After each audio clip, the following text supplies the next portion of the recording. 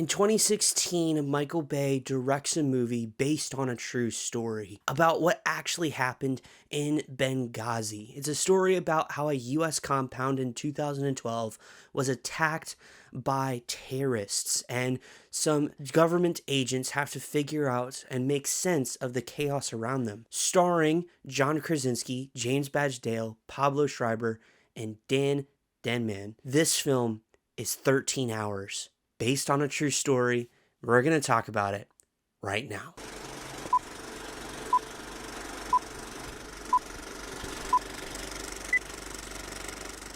Hello everyone and welcome to the channel. I'm your host Tim, and we exist to help Christians live in the world, not of the world, by utilizing our convictions in the movies and shows we watch. 13 Hours is rated R for intense, extreme action violence pertaining to war, along with bloody images and strong language. So we're going to take a look at the Christian conviction meter if you are able to watch this movie, give you any theological themes that might be present within this film, and wrap it up with a personal review. Without further ado, let's head over to the Christian conviction meter. In case you don't know what the Christian conviction meter is, we break this down into 5 different categories, 5 areas of convictions that might prevent you from watching this film.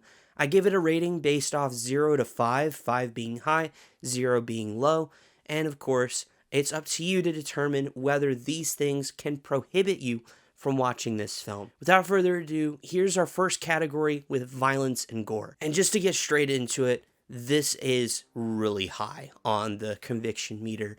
There is a lot of violence. It is a war movie, and it really emphasizes that. There are multiple dead people in this film. I hate saying that, but it's true. There's multiple people who, over the course of the movie, die. At the same time, too, there's a lot of violence within this movie. There's a lot of shooting. There's a lot of explosions. There's a lot of blood in this movie, mainly sustaining from different injuries, whether it's in the thigh or arm, different things like that. There's even a person within the film. I don't want to get too much into spoilers in case you feel okay to watch this movie, but there is a moment in the film where someone's arm is not where it's supposed to be, is probably the best way to describe that. There is multiple missing limbs within this film.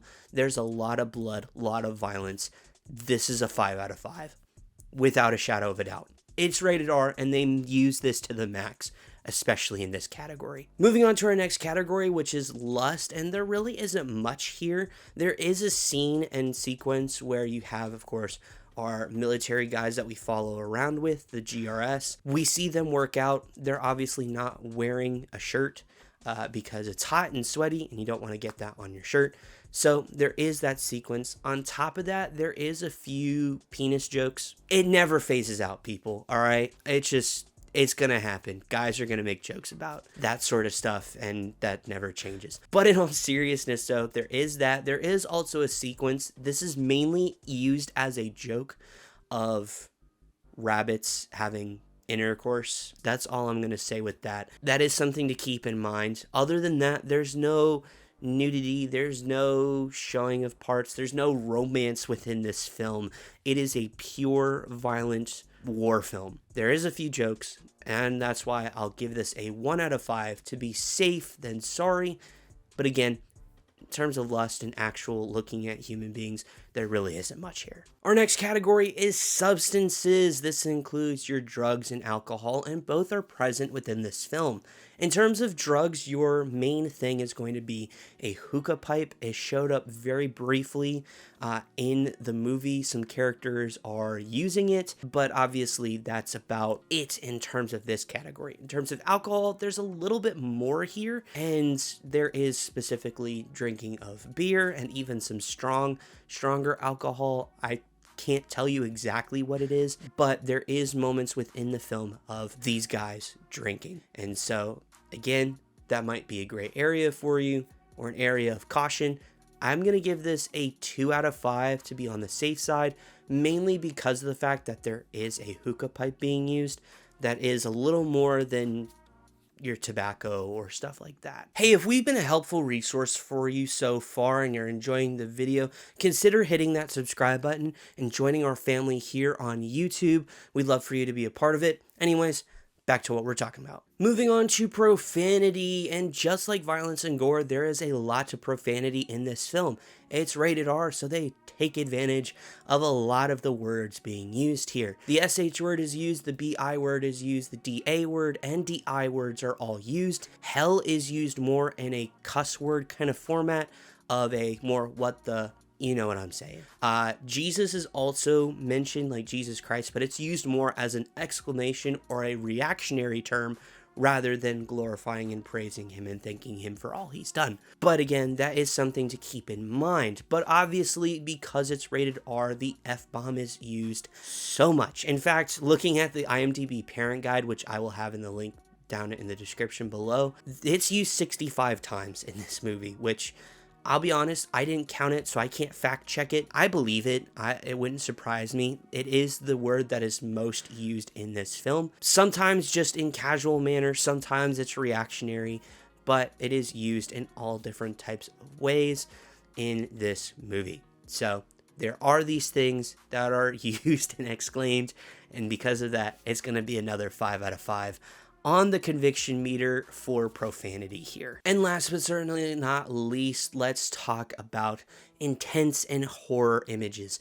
I want to start off by saying that this is not a horror film in any means of the word. So there is no horror slasher type of style things here. There is, like I mentioned in the violence and gore category, there's lots of blood, there's lots of explosions, lots of war and showing the chaos of war.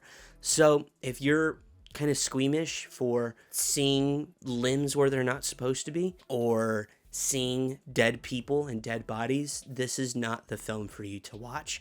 There is multiple different ways of people dying.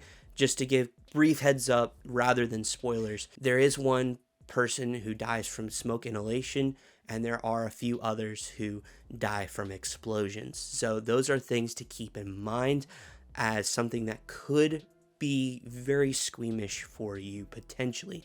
At the same time too, there is also a sequence where a house is being burned down and guys have to go in and look for people and all these other things or try to escape, all that sort of stuff. This is a very intense movie. It's a thriller in every sense of that word, excuse me. It's another 5 out of 5 here.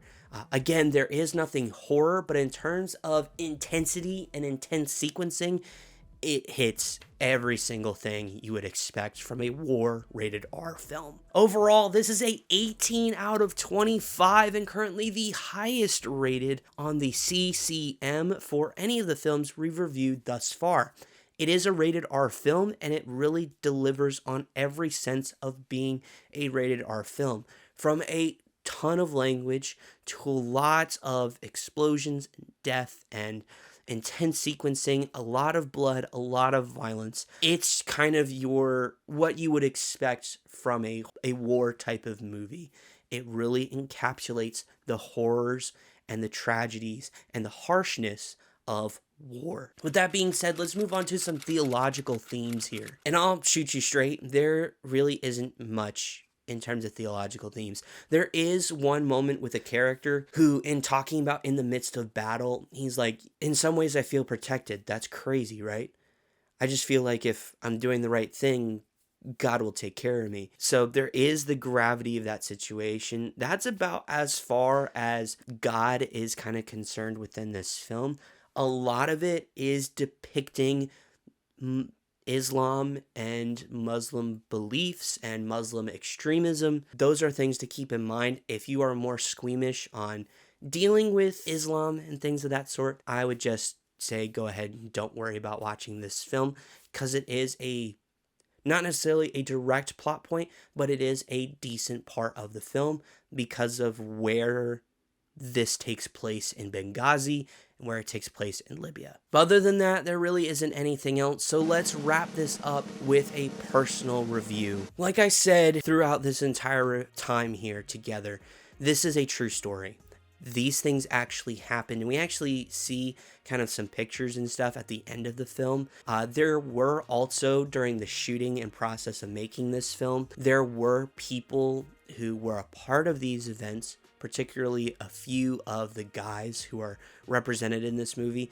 They were a part of helping to shoot and create and craft this movie to be as authentic as they could. Of course, with anything like this, there are creative liberties that are taken within this film, and I don't know to all the extent that there is, but from face value, a lot of these things did occur. There was a group of guys who stood up to these terrorists and tried to help the CIA base there, help these Americans survive, live to fight another day, live to see and hug their families. This did happen in 2012. At the same time, too, it does show the harshness of war in full display, and that may not sit well with certain people. But other than that, this film is really, really solid.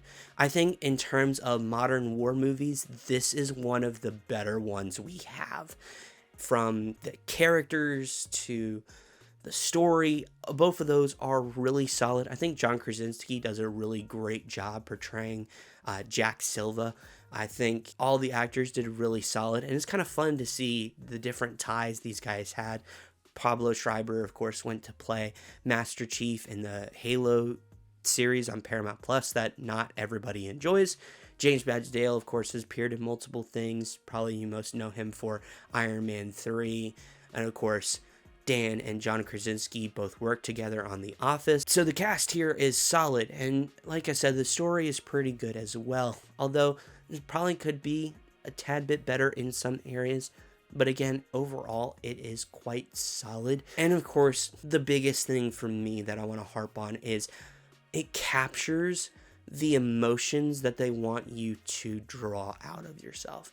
So what I mean by that is the frustration, the pain, the sadness that they want you to feel. I think they execute those moments very well. And part of that is also because of its score, its soundtrack, and that is also done very, very well. This is a Michael Bay film, but honestly, when I first watched it over COVID, I was shocked that it was a Michael Bay film. I had no idea until the credits roll. And so there is a cool kind of bit there. While yes, the explosions are very Michael Bay-esque, the story and everything else within it doesn't feel like your average Michael Bay film, at least from my perspective. I could very well be wrong, and I may change my mind on that in the future.